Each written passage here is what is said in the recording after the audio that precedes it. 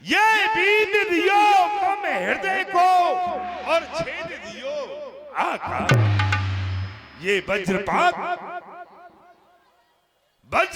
सो गर्जना के कऊ नम्मे भयो क्षुद्र पात। या समाधि शिव की छूटी बस यही ब्रह्म लखा। किदो सतायो देव दानव और मुनियन को, किदो उत्तर में तड़को पहाड़ है। अरे किदो काऊ छत्रिन की भुजा जूजी समरमा है। किदो कई खंजन को होत चलका तलकम मन कम हृदय कम और गगन कम। क्या कहीं जगदीश्वर ने लीनो मनोज अवतार। हे भोलेनाथ क्या कारण है आज आपके चरणों में मेरा मन क्यों नहीं लग रहा। जो मृग के छोड़े स्वच्छंद रूप से वन में विहार किया करते थे, आज वही मृग के छोड़े दांतों में तृण दबाए हुए भागते हुए नजर आ रहे हैं। क्यों हृदय संकट है मेरा मानस विचार से सोन हुआ। घनघोर हुआ क्यों रवन में, क्यों अवनी पर किस कारण ये अवनी करती है। भारत मैं क्यों उफान हुआ। एहो रमेश मम त्राहि मम ध्यान समाधि क्यों। या तैयार हुए हैं युद्ध है, या फिर नयन तीसरा खोला है। हे नाथ कृपा कर बतला दो ये आज हृदय क्यों डोला है। शक्ति दो और रावण भगवान शंकर शक्ति दो।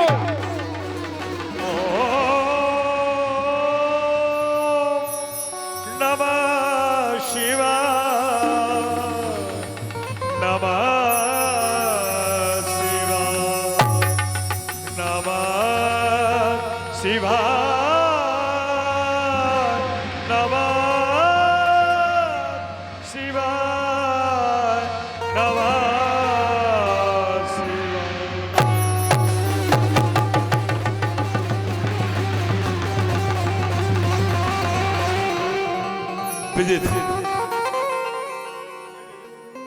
रब गूंज गयो नभ मंडल में, घनघोर रसातल फूट गया। मानो शेष के शीश में धक्का लगो, मन ईश्वर रूठ गयो। बन के सिंह दहाड़े उठे, मानो जगती तले को सुख छूट गयो। अब जान परी मिथिलापुर में शिव चाप तड़ा तड़े डूब गए। लेकिन नहीं, हरगिज नहीं छूटूंगा। तोड़ो है जाकाऊ वीर ने जाते ही जाते धरण पे गिराए हो। मर्दन को छर्द का दारूबाज मिथिला को उलट के समुद्र में बहाए हो। जो को तोड़ो है माला सुर बलवान ने तो जाके पाताल में मृत्यु दर्शाए हो। जो कहूं तोड़ो है रावण बलवान ने तो जाके त्रिकुटा जल समुद्र में बहाए हो। भगवान शंकर का धनुष टूटा नंगर में, तो आज रेणुका कुमार ने कुठार उठा लिया नेत्र में। बम विश्वनाथ मुझे जनकपुर की ओर चलकर।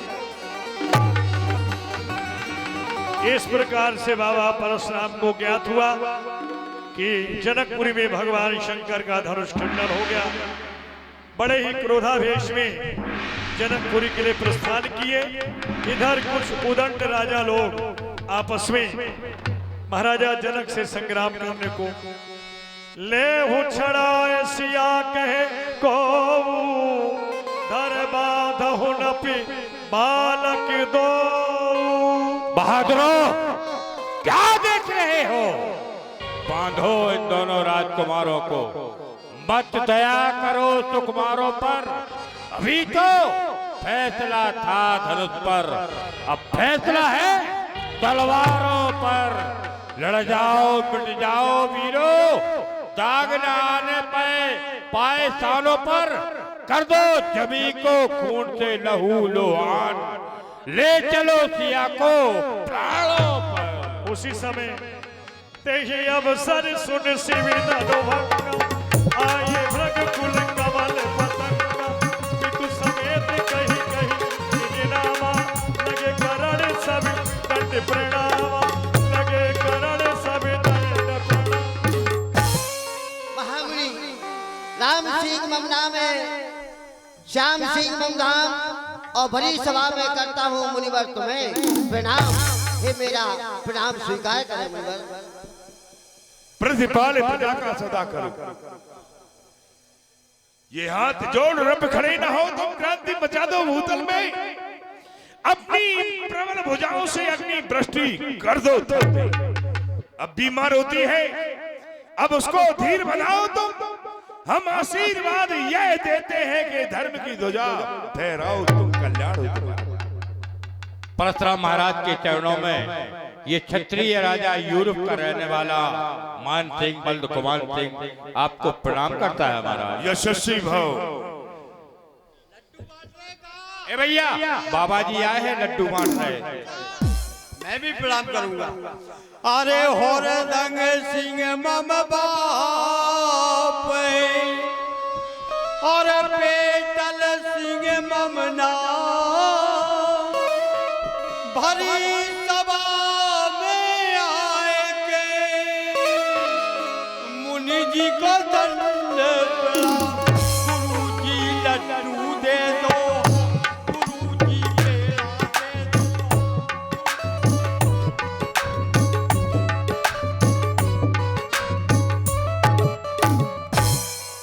ये उद्दंड राजा कहां से आ गया? मैं कहां का रहने वाला है? काला पानी नरेश कामरू कमकछा निवासी है। आसामी। हम मलबेले राजा है।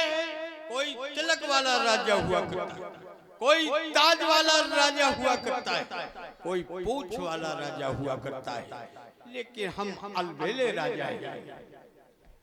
नशा करते हो? मौका देख के ठोक ले कभी कभी। तभी तो तेज हीन से दिखाई दे रहे हैं।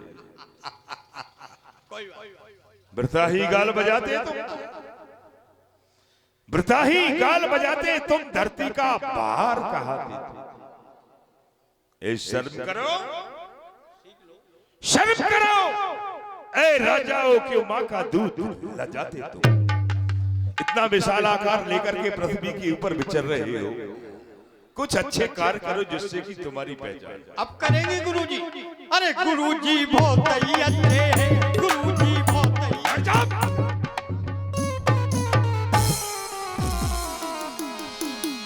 जनक बहुत है राजा जनक आए सिरनावा, सियहि बोलाए प्रणाम करा। भगवान परशुराम जी के चरणों में ये जनक प्रणाम करता है। प्रतिपाल प्रजा का सदा करो, कभी धर्म विवेक वितान बनो रहे। सुत साल धरातल पे तहु लोग कीर्ति पुंज घनो, सन्मान सने सदा सुख सो, मन धर्म विवेक सुधा सो फनो रहे। पनमेश्वर प्रेम पयोनिध में चिरकाल विदेह विदेह बनो। सखियों हमारी पुत्री को लिवा कर लाओ।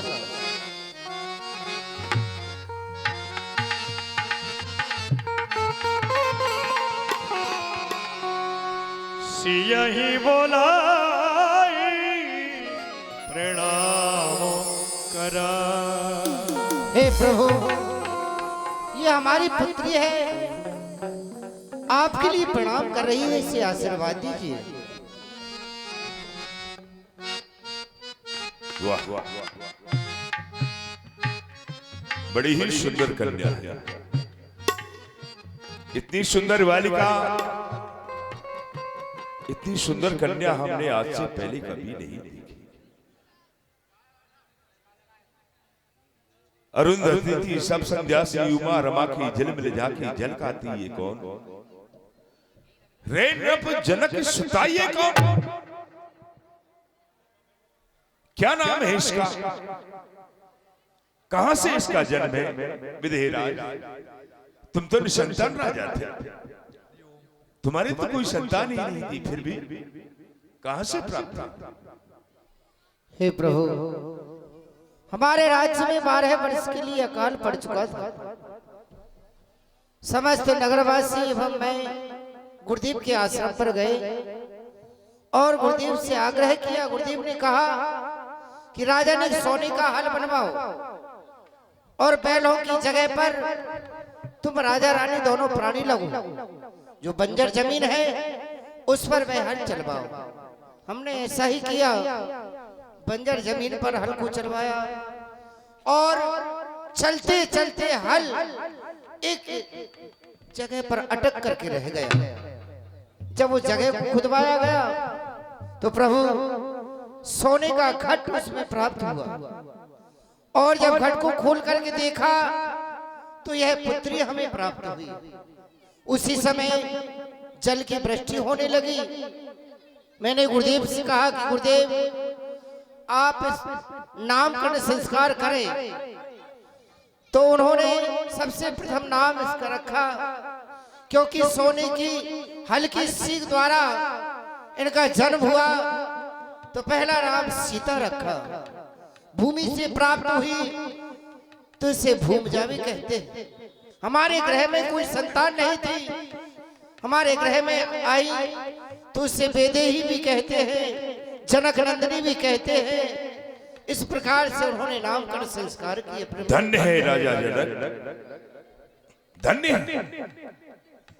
हम तेरे भाग्यों की सराहना करते हैं जो कि ऐसी सुंदर कन्या ने तुम्हारे यहाँ पर जन्म लिया है।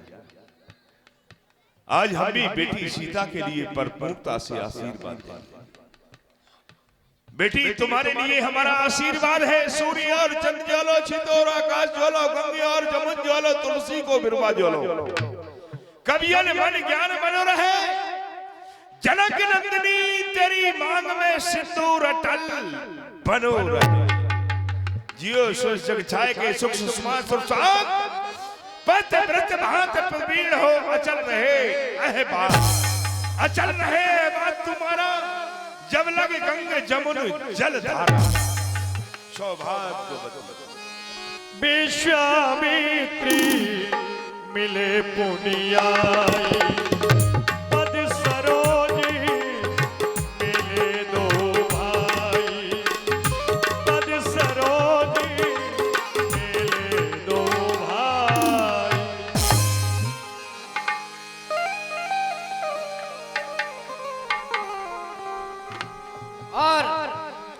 और सुनाइए महर्षि, आनंद मंगल तो है? हाँ, परशुराम भगवान आपकी कृपा से आनंद मंगल है। अरे वह जो तुम्हारा 100वां यज्ञ क्षमा होना था, 99 यज्ञ तुम कर ही चुके थे, वह तुम्हारा 100वां यज्ञ पूर्ण हुआ या नहीं? और यदि नहीं हुआ है तो इसमें चिंता करने की कोई आवश्यकता नहीं है। हम अपने कुठार को लेकर के चलेंगे, तुम्हारे 100वें यज्ञ को तो पूर्ण करा ही देंगे। वो 100वां क्षमा यज्ञ मेरा अधूरा पड़ा था, वह पूर्ण हो चुका है। पूर्ण हो चुका है? हाँ, इन राजकुमारों द्वारा पूर्ण हुआ। वाह, बड़ी ही सुंदर जोड़ी है। मार को कौन सुमार करे, अपार बने सुकुमार को सदन है। जान परत बलवान कछु धनवान लियो, मोह को मोह थे अति दलते दुस्तरो साम्रो जो जौन है। अरे ऐसी अवनी पर देखी ना सुने कबहू, कहो गादी के नंदन ये बालक दो कौन? किसके पुत्र है? ये चक्रवर्ती सम्राट अयोध्या नरेश महाराजा दशरथ के पुत्र हैं, दोनों राजकुमार। इनको मैं अपनी यज्ञ रक्षा हेतु लाया था। इन्होंने ही मेरी जो 100वीं क्षमा यज्ञ अधूरी पड़ी थी वो पूर्ण करा दी। बड़े बड़े राक्षसों का विनाश भी किया है। पुत्र राम और लक्ष्मण ये परशुराम भगवान हैं, इन्हें प्रणाम करके आशीर्वाद लो।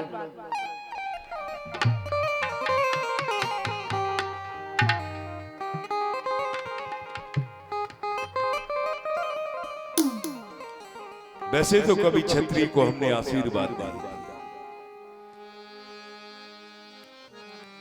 लेकिन ये दोनों बालक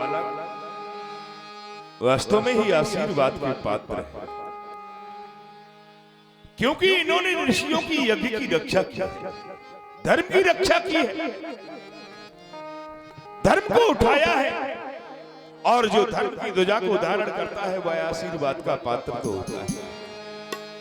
वैसे भी महर्षि विश्वामित्र जी के साथ है, यदि आशीर्वाद नहीं देंगे तो महर्षि विश्वामित्र जी के हृदय में भी ठोस पहुंचे।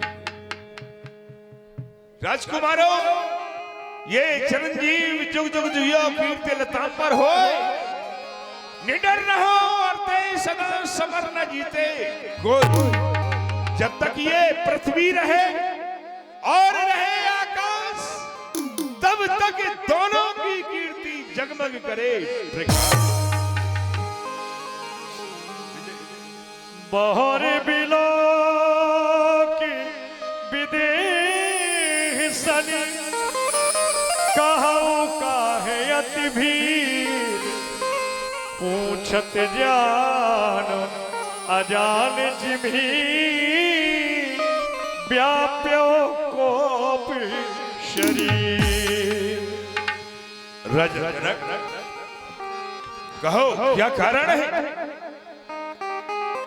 अरे ये भारी भीड़ भाड़ क्यों है? अभी शोरसा कैसा था, वीरों में छेड़छाड़ क्यों? मैं सभा के मध्य में आया था तो ये सभा शांत हो गई थी, लेकिन अचानक हमारे आने के उपरांत ये सब राजा लोग आपस में बातें क्यों करने लगे?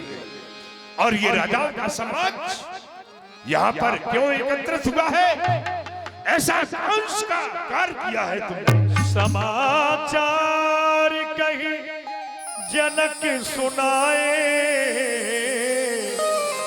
यही कारण महीप सब आए। हे प्रभु, यहाँ पर जो राजागण एकत्रित हुए हैं इसका कारण ये है, भगवान भोलेनाथ का जो धनुष,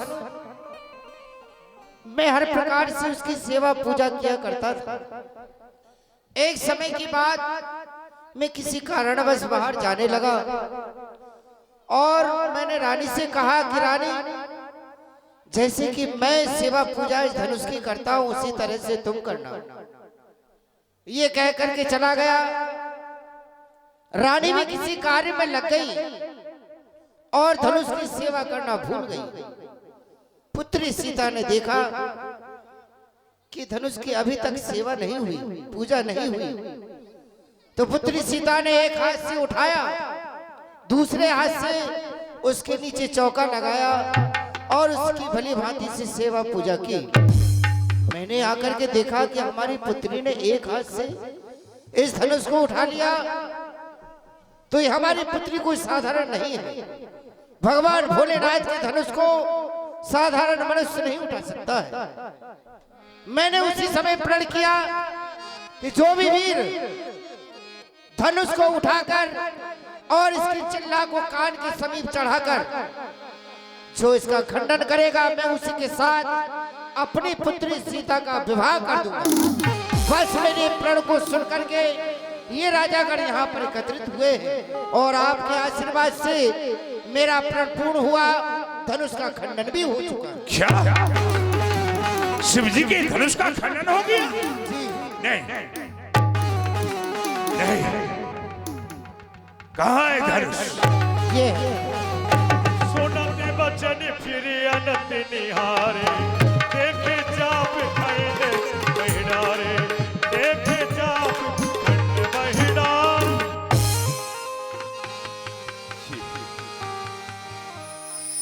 ये तो सत्य ही इसका नहीं, प्यारे इसका नहीं। भगवान शंकर के प्रिय धनुष, माता पार्वती तुझे अपने अंचल से साथ किया करती, नंदीगण तुझे अपने श्रृंगों पर धारण करके कितने सुशोभित हुआ करते थे। तीनों लोग उससे दीप्यमान हो जाया करते थे। ऐसे ऐसे विशाल विजयी धनुष को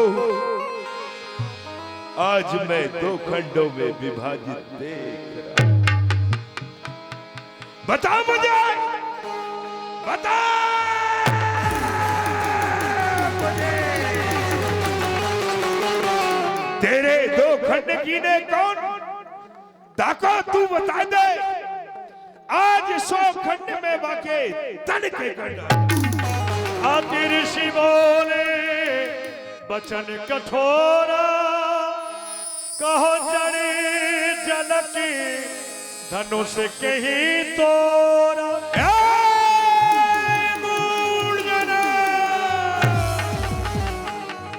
जल्दी बताओ, अरे धनबा को किसने तोड़ा है? किसने इस भरे स्वयंवर में सीता से नाता छोड़ा? तू जल्दी उसकी सूरत दिखला, वरना चौपट कर डालूंगा। जितना तेरा राज इस पृथ्वी पर सब उलटने पुलटने कर डालूंगा। किसने तोड़ा है धनुष को? मेरे सामने खड़ा कर उसे। नाथे शंभु धनी भंजनिहारा, कोई है कोई दास तुम्हारा, कोई है कोई दास तुम्हारा। शिव धनुष तोड़ने वाला भी कोई शिव प्यारा ही होगा। हे भगवान, जिसने भूत भावन भोलेनाथ के आयुध का खंडन किया है वह आपका दास ही होगा। शिव धनुष तोड़ने वाला भी कोई शिव प्यारा ही होगा। जिसने ऐसा अपराध किया वह दास आपका ही होगा। जो कृपा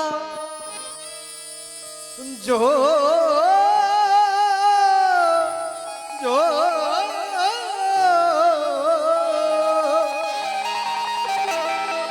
जो कृपा पात्र है गुरुओं का, वह कब किससे डर सकता है। जिस पर है कृपा ब्राह्मणों की, ये कार्य वही कर सकता है। जिस पर है कृपा ब्राह्मणों की, ये कार्य वही कर सकता है। अर्थात भगवान आयस